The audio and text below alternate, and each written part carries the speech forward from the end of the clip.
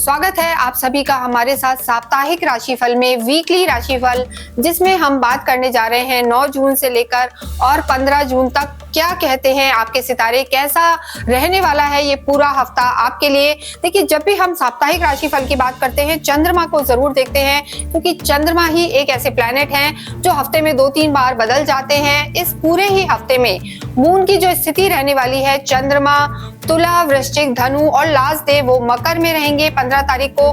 इन सब चीजों का आप पर क्या प्रभाव पड़ेगा, साथ ही साथ इस हफ्ते में सूर्य भी एक ऐसे प्लैनेट हैं जो अपना स्थान परिवर्तन करेंगे, जिसे हम सूर्य संक्रांति कहते हैं, महीने में एक बार बदलते हैं।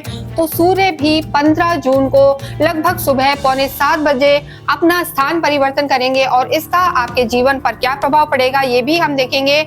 और साथ ही साथ मंगल और केतु का अंगारक योग बना हुआ है, जो सभी में कहीं ना कहीं एक गुस्सा, फ्रस्ट्रेशन और चिड़चिड़ाहट बढ़ा सकता है, अग्नि तत्व बढ़ सकता है। इसके साथ ही शुक्र की स्थिति बहुत अच्छी बनी हुई है, जो सभी के जीवन में लग्जरी बढ़ाने वाली होगी। तो क्या करना है आपको, आइए हम देखते हैं। इस वीडियो में हम बात करेंगे मकर राशि के लिए, कैप्रिकॉर्न्स के लिए ये वीक कैसा रहने वाला है, यानी 9 जून से लेकर और 15 जून तक क्या कहते हैं आपके सितारे। और देखिए, जब भी हम साप्ताहिक राशिफल की बात करते हैं, वीकली राशिफल की, तो मून की स्थिति बहुत मैटर करती है कि चंद्रमा की स्थिति क्या है, क्योंकि वो काफी फास्ट मूविंग होते हैं, जल्दी जल्दी अपना स्थान परिवर्तन करते हैं। तो चंद्रमा अगर हम चाहे किसी भी राशि के लिए देखें, लेकिन यहाँ बात करें मकर की, तो पूरे ही हफ्ते तुला, वृश्चिक, धनु और मकर में, यानी 15 जून को वो मकर में ही रहने वाले हैं।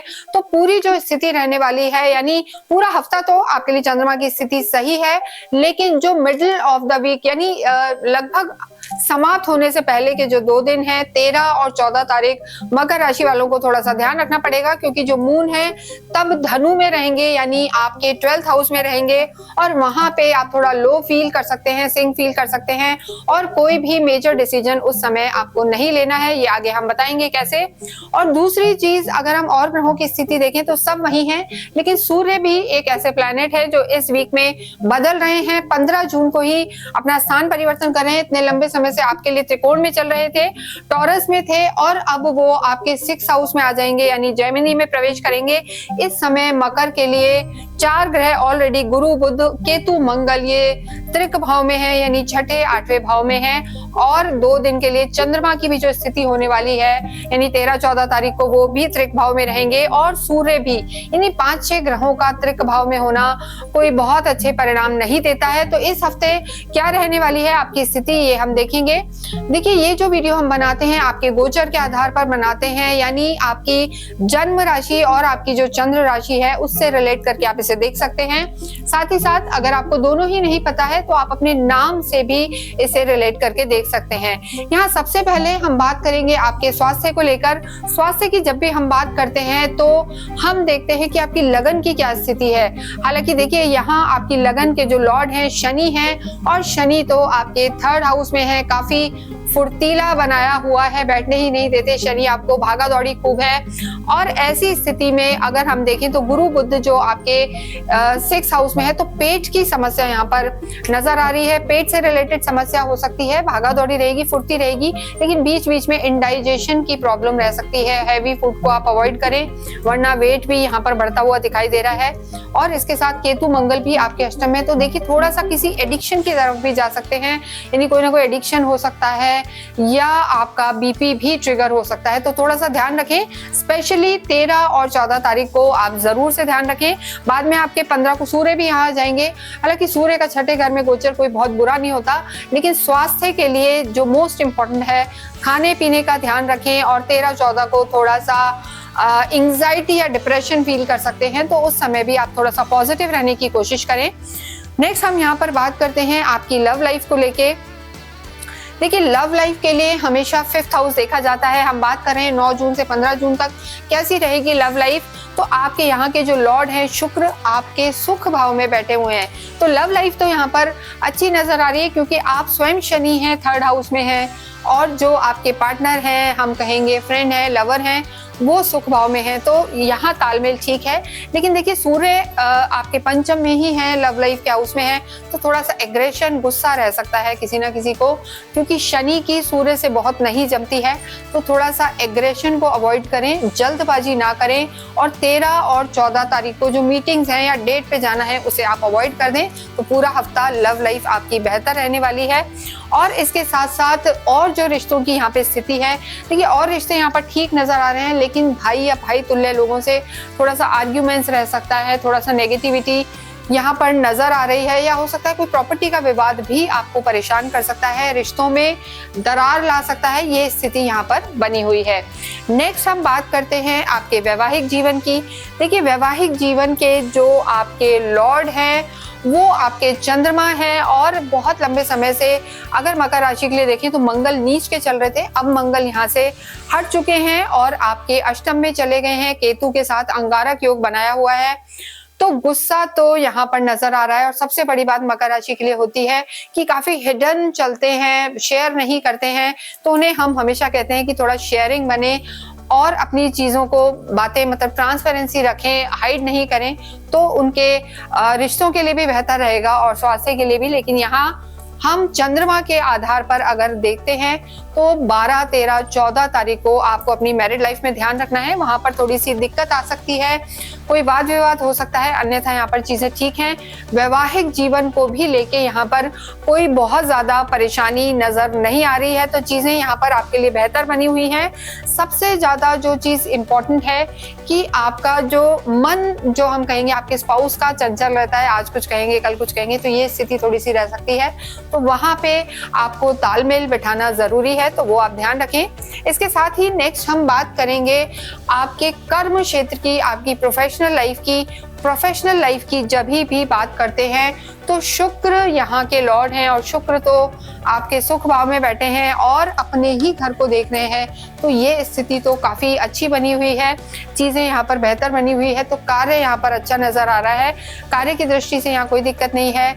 आपके कार्य में जो हम कहेंगे चीजों का भी, यानी पैसों का इन्वेस्टमेंट भी हो सकता है, आप लगाएंगे भी, लग्जरी भी बढ़ेगी, और जो भी लोग किसी भी तरीके के क्रिएटिव कामों में है, नेता हैं, अभिनेता हैं, या टेक्नोलॉजी से रिलेटेड काम करें, उनके लिए समय अच्छा रहने वाला है, यहाँ कोई दिक्कत की बात नहीं है। बस एक चीज का आपको ध्यान रखना है कि जो धन भाव की स्थिति है, राहु वहां पर है, हालांकि राहु का यहाँ होना आपको देखो नेम फेम भी दिलवाएगा, लेकिन एकदम से सडन डिसीजन नहीं लेना है, यानी ऑल ऑफ अ सडन आपने कहा ऐसा करना है और वो एकदम से कर दिया, थोड़ा सोच पाल के, सोच समझ कर आप चीजों का निर्णय लें, वो आपके लिए जरूरी है। अन्यथा यहाँ पर कर्म क्षेत्र ठीक नजर आ रहा है। देखिए जब भी हम डेली इनकम की बात करते हैं तो 7th हाउस को भी देखा जाता है, यहाँ के जो लॉर्ड हैं चंद्रमा है, और वो तो ऊपर नीचे, यानी उनकी स्थिति बहुत जल्दी बदलती रहती है, जल्दी जल्दी उनके जो हम कहेंगे चंद्रमा फास्ट मूविंग भी होते हैं कभी कुछ, तो उधर थोड़ा सा जो हम कहेंगे पार्टनरशिप में आपको ध्यान रखना है, पार्टनरशिप में आप ध्यान रख के चलें, और वो स्थिति यहाँ पर बहुत ज्यादा अच्छी नजर नहीं आ रही है। अगर आप किसी भी तरीके के पार्टनरशिप में है, पार्टनरशिप में काम करते हैं, या आपका ऐसा काम है जिसमें डेली इनकम वाली चीज रहती है या लंबे प्रोजेक्ट्स नहीं रहते, तो वहां पर इस समय आपको ध्यान रखने की जरूरत है। वो भी 12, 13, 14 तारीख को बहुत ज्यादा वहां चीटिंग्स ना हो या कोई इम्पल्सिव डिसीजन ना हो, इसका आप ध्यान रखें।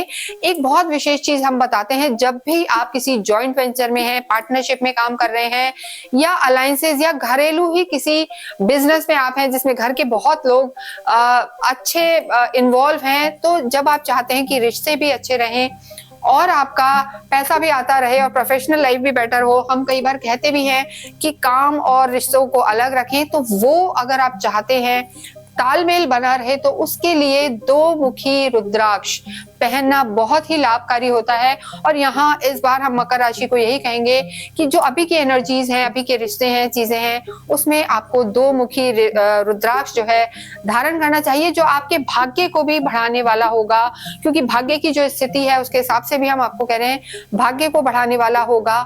और जो आपके आसपास के लोग हैं, चाहे पारिवारिक हो या आपके ऑफिशियल लोग हो, उनमें तालमेल भी बहुत बैठाएगा, तो आपके लिए काफी आपको फ्लरिश करेगा, फ्रूटफुल रहेगा। तो 2 मुखी रुद्राक्ष आप अवश्य पहने। और इसको आप चाहें तो हमारी साइट से भी ले सकते हैं, नीचे नंबर्स दिए हुए हैं, आप हमारी साइट से लें, क्योंकि वहां जो भी हम प्रोडक्ट देते हैं पूरी तरीके से अभिमंत्रित होता है, एनर्जाइज करके आपको देते हैं और ऑथेंटिक होता है। तो उसे आप अवश्य लें, धारण करें या अपने घर के मंदिर में बिठाएं, तो आपके लिए काफी लाभकारी होगा। नेक्स्ट हम बात करते हैं शिक्षा की। देखिए, विद्यार्थियों के लिए समय अच्छा है, शुक्र की स्थिति अच्छी है और आपके पंचम में ही सूर्य विराजमान है, तो यहाँ स्थिति है। लेकिन एंड ऑफ द वीक में थोड़ा मून वीक हो जाएंगे और सूर्य भी वीक होंगे। तो 13-14 तारीख को और 15 को हम कहेंगे विशेष विद्यार्थियों के अगर कोई एग्जाम है तो वहां पे मेहनत ज्यादा करनी है, तभी उन्हें सफलता मिलेगी। आध्यात्मिक देखिए आप होते हैं, लेकिन इस समय जो गुरु की स्थिति है आपके 6th हाउस में चल रहे हैं, जो कि कहीं ना कहीं आप धार्मिक किताबें पढ़ेंगे, धार्मिक यात्राएं हो सकती हैं, आध्यात्मिक आप रहेंगे। स्थितियां आपकी ठीक हैं, 7.5 को गए बहुत ज्यादा टाइम नहीं हुआ है, तो भगवान से आप जुड़े हुए हैं और उसका लाभ भी आपको मिलेगा। भाग्येश की आप बात करें तो देखिए, भाग्येश के लिए 9वां भाव देखा जाता है, वहां के लॉर्ड आपके बुध हैं, जो इस समय चाहे खुद के घर में है लेकिन छठे घर में है, जो रोग ऋण शत्रु का होता है। तो भाग्य यहाँ पर मकर राशि का इस हफ्ते हम कहेंगे कि पूरा साथ नहीं दे रहा है। तो ऐसी स्थिति में आपको, जैसे हमने बताया है कि 2 मुखी रुद्राक्ष आप धारण कर सकते हैं, वो आपके भाग्य को भी मजबूत करेगा और आपके रिश्तों को भी सुधारेगा, तो वो आप अवश्य धारण करें। इसके साथ साथ जो चंद्रमा की स्थिति है, चंद्रमा 12-13 तारीख को आपके 12th हाउस में रहेंगे, व्यय में, तो खर्चे भी बढ़ सकते हैं, एक्सपेंडिचर भी हो सकता है। तो आपको 12, 13, 14 स्पेशली हम कहेंगे थोड़ा सा आप सोच समझकर काम करें, रिश्तों में ध्यान रखें और सोच को पॉजिटिव करें, ये आपके लिए बहुत जरूरी है। तो मकर राशि वाले जितना हो ध्यान साधना करें, मेडिटेशन करें, इससे आपको कोई ना कोई लाभ जरूर होगा। साथ ही साथ जिम, वॉक या स्विमिंग, ये सब भी एक्टिविटी आपके लिए बहुत ज्यादा इंपॉर्टेंट है, क्योंकि एंग्जाइटी थोड़ी सी रहती है इन लोगों को, ओवर थिंकिंग रहती है। और इसके साथ साथ आप पूरे ही हफ्ते हम कहेंगे कि हनुमान चालीसा का पाठ करें, गणेश जी के मंदिर जाएं, इससे आपको काफी लाभ होगा। किसी भी इंपॉर्टेंट काम के लिए आप जाएं, थोड़ा सा गुड़ खा के अवश्य जाएं, ओम भोमाय नमः का जाप करते रहें। साथ ही साथ 2 मुखी रुद्राक्ष धारण करना ना भूलें और पहन के आप देखेंगे कि कितने चमत्कार होते हैं। इसके साथ ही इस वीडियो को हम यहीं विराम देते हैं। जाते जाते आपसे एक रिक्वेस्ट कि कमेंट बॉक्स में अवश्य ही ओम शम शनिश्चराय नमः लिखें। Thank you.